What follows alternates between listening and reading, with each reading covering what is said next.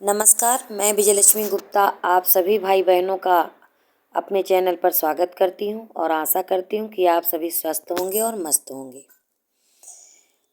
आज सभी बहनों और भाइयों को जो भी मेरा चैनल देखते हैं तो उनके लिए मैं एक कहानी लेकर आई हूं जो आप सभी को सुननी चाहिए, क्योंकि अब मोबाइल का युग हो गया है, टीवी है सबके पास, वाईफाई लग गया है, इंटरनेट है, तो कोई भी ज़्यादा कहानी नहीं सुनता है।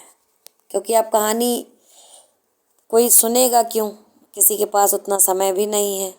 जो भी देखना होता है मोबाइल पे देख लेते हैं या और भी माध्यम है वहाँ से देख लेते हैं।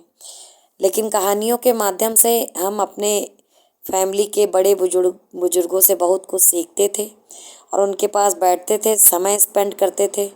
तो अब तो जो हमारे बड़े हैं शायद उनको भी कहानी ना सुनने का अवसर प्राप्त हुआ हो या हो सकता है उनको कहानी ना आती हो। लेकिन मैं अपने परिवार में मैं जॉइंट फैमिली से बिलोंग करती हूँ। मेरे दादा दादी ने मुझे बहुत सारी कहानियाँ सुनाई हैं और आज एक आपको कहानी सुनाऊंगी। कहानी सुनने के बाद आप समझ जाएंगे कि मैं ये कहानी सुना क्यों रही हूँ, इसीलिए वीडियो में अंत तक ज़रूर बने रहें। अकबर और बीरबल के बारे में सभी जानते हैं और सबने सुन भी रखा है। एक बार बादशाह अकबर जो है अपने दरबार में बैठे थे और बीरबल से बातचीत कर रहे थे। तो ऐसे ही बात करते करते अचानक से उन्होंने पूछा कि बीरबल, मेरे हिसाब से देखने वाले लोगों की संख्या ज़्यादा है और अंधे लोगों की संख्या कम है, यानी कि 100 देखने वाले लोगों के पीछे 3 अंधे होते हैं। तो बीरबल ने कहा कि नहीं हुजूर, ऐसी बात नहीं है, देखने वाले की संख्या कम है और अंधों की संख्या ज़्यादा है। तो फिर बादशाह ने बोला कि ऐसा नहीं हो सकता, हम अपने आसपास देखें तो सारे लोग जो है देख लेते हैं, कुछ ही लोग अंधे होते हैं।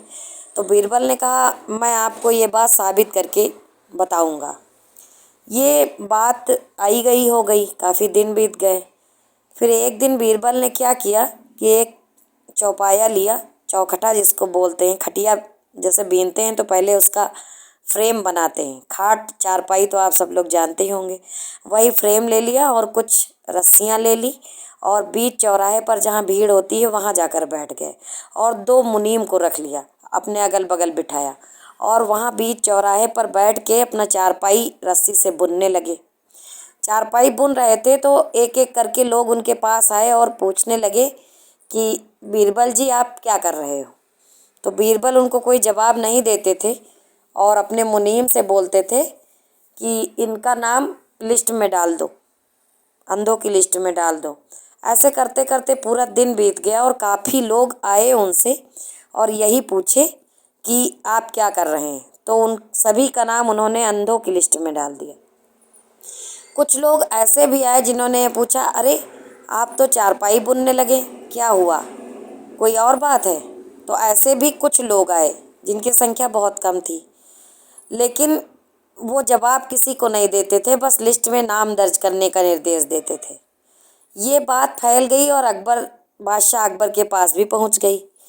तो वो भी दौड़े दौड़े आए। फिर उन्होंने भी आए और देखे तो बहुत ही कौतूहल से उन्होंने पूछा, क्या बात है बीरबल, क्या कर रहे हो, क्या हो गया तुम्हें। तो बीरबल ने फटाक से अपने मुनीम से बोला कि बादशाह का नाम भी अंधों की लिस्ट में ही डाल दो।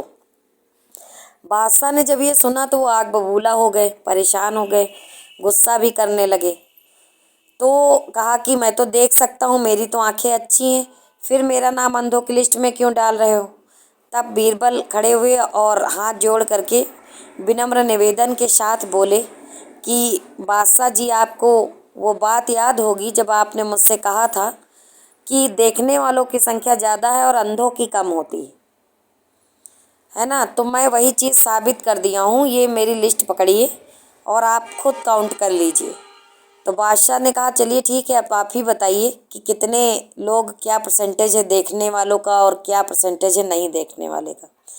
तो जब गिना गया तो उसमें ये रिजल्ट आया कि 70% लोग ऐसे थे जो देखकर भी अंधे थे, यानी आंखें ठीक ठाक थी, फिर भी उन्होंने ये नहीं देखा कि बीरबल चारपाई बुन रहे हैं। बाकायदा उन्होंने उनसे पूछा कि आप क्या कर रहे हैं। 30% ही लोग ऐसे थे जो उन्होंने पूछा कि आप चारपाई क्यों बुन रहे हैं, है ना।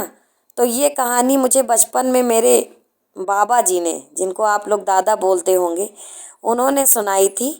लेकिन इस कहानी का महत्व तो आज मुझे समझ में आया है, जब मुख्य सेविका भर्ती के अंदर मेरा रिजल्ट है और बहनों का रिजल्ट है, तो अब मैं समझ पाई हूँ कि इस कहानी का महत्व क्या है। मैं इतना कहना चाहूँगी कि अपने बड़े बुजुर्ग जो भी पहले थे, अगर कोई स्टोरी सुनाते थे तो उस स्टोरी में कहीं ना कहीं कुछ बातें ऐसी ज़रूर थी जो भविष्य में अगर ध्यान दी जाएं तो चरित्रार्थ हो जाती हैं और सामने दिखाई देती हैं। और बस यही हमारी कहानी थी। और मुख्य सेविका भर्ती से हालांकि इसका कोई विशेष लेना देना नहीं है, और है भी तो समझने वाले समझ भी गए होंगे।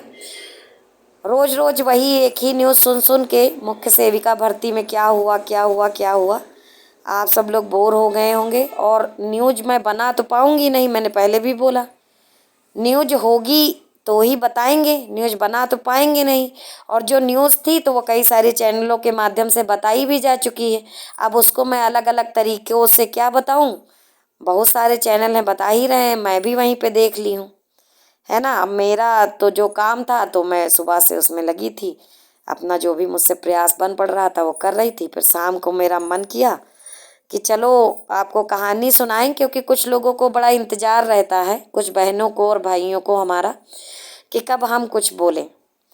तो और कुछ लोगों को इसलिए इंतज़ार रहता है कि हम कुछ बोलें तो उसमें कमी निकालें, और मुझे उम्मीद है कि आज कोई कमी नहीं निकालेंगे। इसी के साथ आपने वीडियो में समय दिया और मेरी कहानी को ध्यान से सुना और समझा भी होगा। तो अगर पसंद आई है तो लाइक कर दीजिए और चैनल को सब्सक्राइब भी कर लीजिए। समस्याओं के समाधान के साथ साथ ऐसे ही बीच बीच में आपको मैं कहानियाँ भी सुनाती रहूँगी। इसीलिए मेरे चैनल पर बने रहने के लिए लाइक करिए, चैनल को सब्सक्राइब करिए, और हो सके तो अपने मित्रों में शेयर भी कर दीजिए। धन्यवाद।